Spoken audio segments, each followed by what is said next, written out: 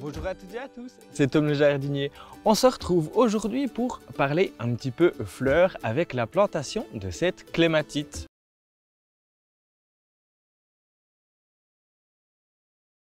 Je vais la planter juste ici, au pied de ce vieil arbre, qui lui servira de support et elle pourra avoir les pieds à l'ombre, à la fraîcheur comme elle l'apprécie et la tête avec le soleil pour avoir un maximum de floraison. C'est comme ça qu'on la plante et qu'elle adore être plantée. En premier truc à faire, c'est évidemment de bien arroser la plante. Ensuite, c'est le moment de creuser à l'aide d'une bêche.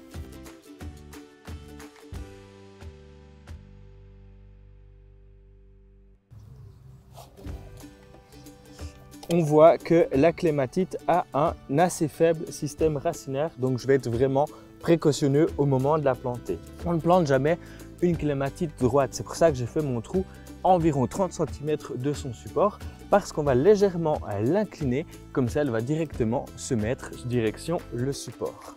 Il est tout à fait possible, si vous avez une terre de mauvaise qualité, une terre argileuse, parce que la clématite n'aime pas tellement avoir les pieds dans l'eau, d'y rajouter un petit peu de compost ou de terreau. C'est à ce moment-là qu'on se fait et on mélange bien. Et là, je vais combler gentiment tout autour.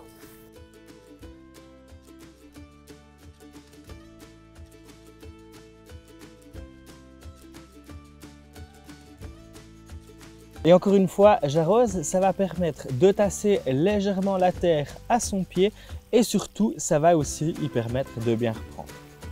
Avant que je vous donne quelques conseils pour la clématite en pot, n'hésitez pas à vous abonner à ma chaîne YouTube et activer la petite cloche.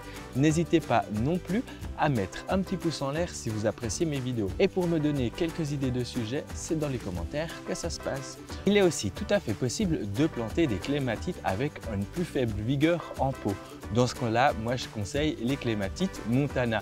N'hésitez pas, comme pour la clématite, si vous la mettez en plein soleil, d'éventuellement mettre une tuile ou une brique, etc. pour un petit peu protéger son pied de la chaleur. Sur vos balcons, il faudra évidemment trouver un système d'attache, un treillis, une pergola, etc.